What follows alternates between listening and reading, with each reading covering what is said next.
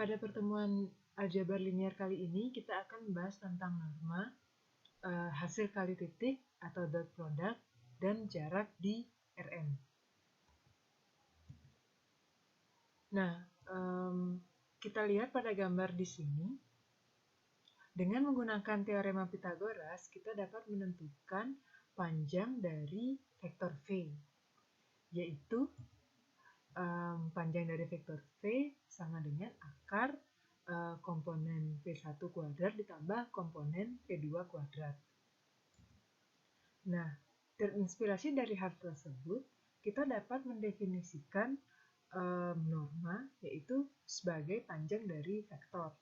Jadi definisinya adalah jika V itu sama dengan, ini komponen dari V, V1, V2 sampai dengan Vn, merupakan vektor di Rn, maka norma dari V juga disebut sebagai panjang dari V atau magnitud dari V, itu dilambangkan dengan norm V seperti ini, dibaca dengan norm V, dan didefinisikan dengan rumus norm V sama dengan akar komponen jumlah dari kuadrat komponen-komponennya. Nah, sebagai contoh, misalkan diketahui vektor U itu di R3, ini komponennya 1,2,3, dan V juga di R3, negatif 3, negatif 6, negatif 9, tentukan norma dari vektor U dan vektor V.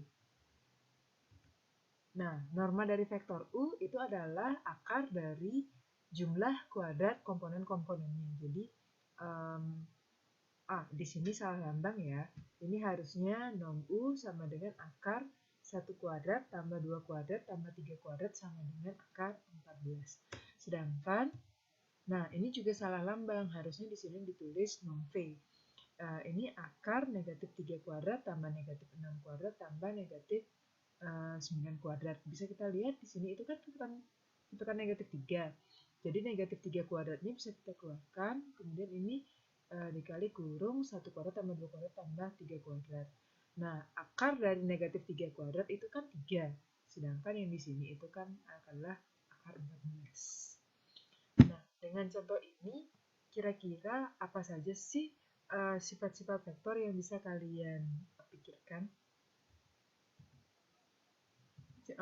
Sifat-sifat norma.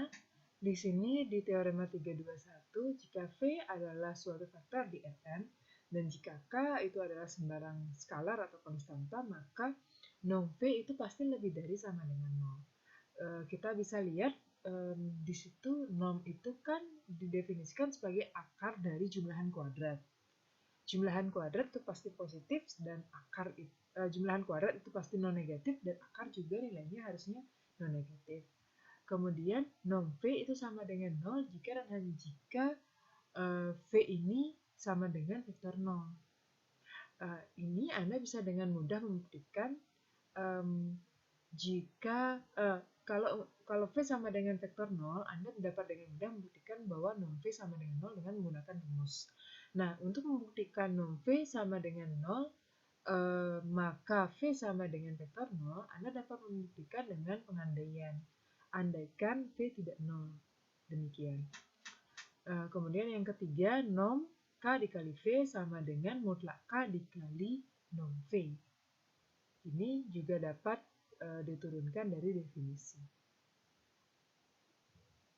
Selanjutnya, kita di sini akan mengenal yang namanya vektor satuan. Vektor satuan itu merupakan vektor yang normanya 1. Atau dikenal sebagai unit vektor. Dalam bahasa Indonesia ini namanya vektor satuan. Secara umum, rumusnya adalah vektor U sama dengan 1 per norm V dikali V. Di sini diperhatikan bahwa 1 per norm V ini adalah sebuah konstanta dan V ini adalah vektor. Jadi kalau di sini dicari normanya, maka normanya akan sama dengan 1. Misalnya, contoh 2 itu normalizing a vector. Normalizing a vector itu artinya mencari vektor satuan yang memiliki arah yang sama. Misalnya kita ingin mencari vektor satuan U yang mempunyai arah yang sama dengan vektor V.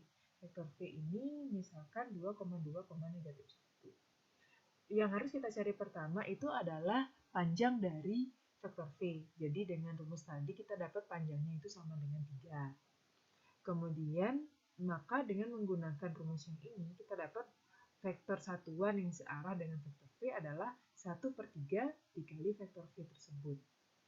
Anda dapat cek kembali dengan menggunakan rumus panjang vektor bahwa norm U itu sama dengan 1.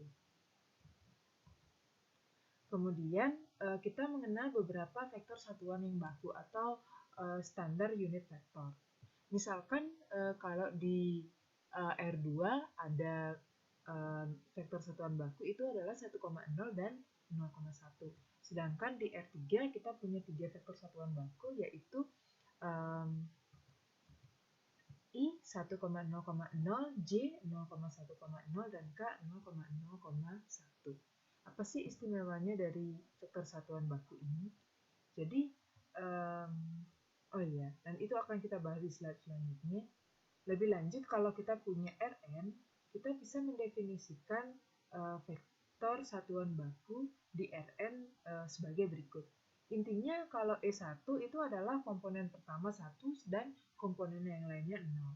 E2 komponen yang kedua itu 1 dan komponen yang lainnya 0. Begitu juga misalnya ER komponen ke R-nya itu 1 dan komponen yang lain 0. Seperti itu.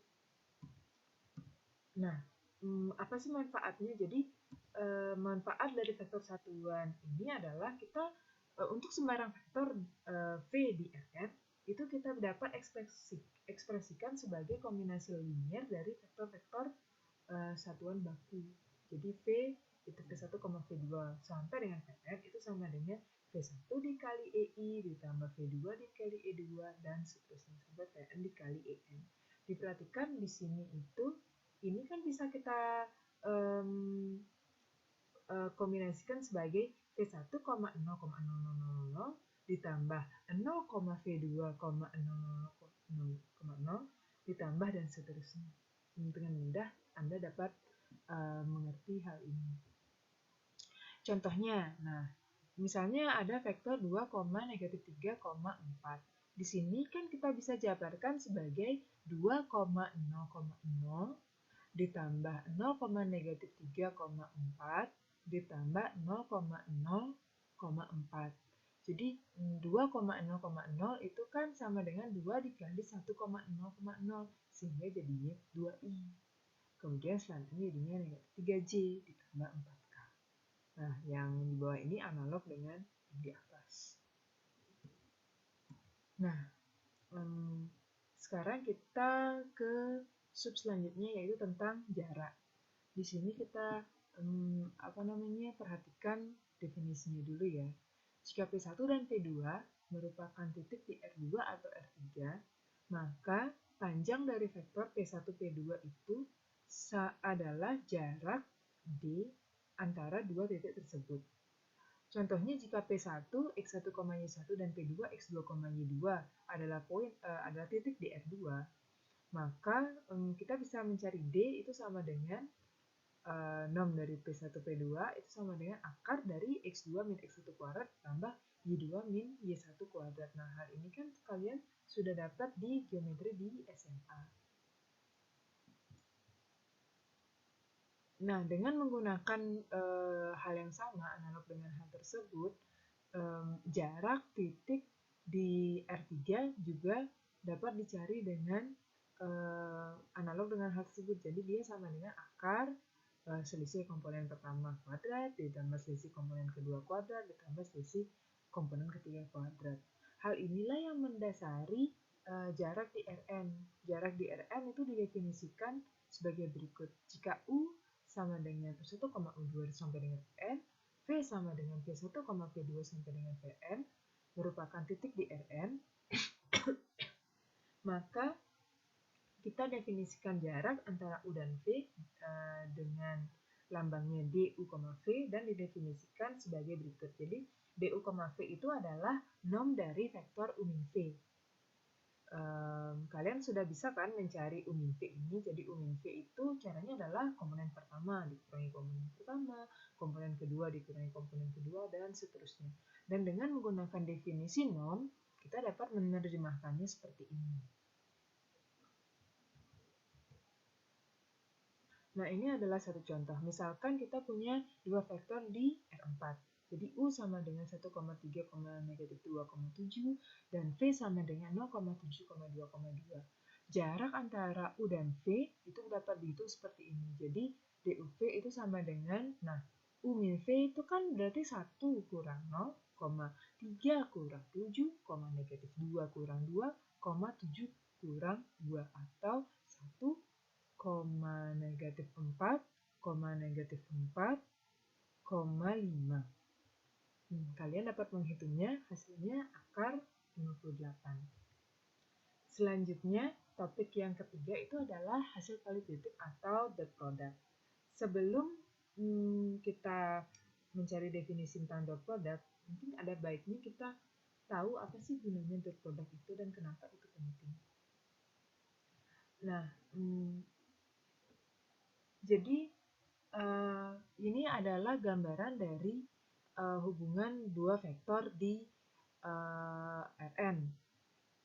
Ini adalah vektor U dan vektor V itu membentuk sudut lancip. Bisa kita kira-kirakan seperti itu. Yang ini membentuk sudut tumpul. Nah, yang ini membentuk sudut 180 derajat. Jadi ini vektor V dan vektor U itu berlawanan arah. Kalau yang ini membentuk sudut tumpul juga. Nah, sudut antara U dan V itu pasti dia antara 0 sampai pi. Nah, bagaimana cara mencari sudut antara dua vektor? Nah, kita perlu paham dengan definisi berikut. Jika U dan V adalah vektor tak 0 di R2 atau R3, dan jika θ itu adalah sudut antara U dan V, maka dot product atau hasil kali titik juga disebut dengan hasil kali dalam Euclid dari U dan V dinotasikan dengan U dot V didefinisikan sebagai U dot V sama dengan norm U dikali norm V dikali cos θ. Tapi jika U sama dengan 0 atau V sama dengan 0, maka kita langsung dapat definisikan bahwa U dot V itu adalah sama dengan 0. Jadi ini definisi untuk yang kalau U dan V tak 0, yang ini definisi untuk U dot V itu sama dengan 0. Jadi kita bisa cari cos θ itu sama dengan U dot V dibagi norm U dikali norm V. Nah, selain itu kita juga dapat definisikan hasil dot product sebagai berikut. Jadi kita dapat definisikan dot product U dan V itu sebagai jumlahan hasil kali komponen-komponennya. Nah, ini adalah contoh menghitung hasil kali dot product. Jadi, misalkan U sama dengan negatif 1,3,5,7 dan V sama dengan negatif 3, negatif 4,1,0. Jadi U dot V, yang ini U dan V di contoh 5, sedangkan yang ini U dot V di R4. Jadi bisa kita lihat U dot V itu definisikan sebagai jumlahan hasil kali komponen-komponennya. Nah, sifat aljabar dari dot product bisa kita lihat di sini bagaimana jika U itu sama dengan V. Jadi kalau V dot V itu akan menjadi V komponen V1 kuadrat tambah komponen V2 kuadrat dan seterusnya sampai komponen Vn kuadrat. Jadi ini kalau kalian lihat definisi dari norm, dia akan jadi norm V kuadrat. Nah, berikut adalah teorema dari hasil kali titik atau dot product. Bisa kalian baca, ini adalah sifat simetri, sedangkan yang ini sifat distributif, yang ini sifat homogen, dan yang ini adalah positivity property. Jadi kalau V dot V itu lebih dari sama dengan 0 dan dia hasilnya 0 jika V sama dengan 0. Kemudian yang selanjutnya, jika U, V, dan W adalah vektor di Rn dan K adalah skalar, maka sifat-sifatnya akan seperti ini.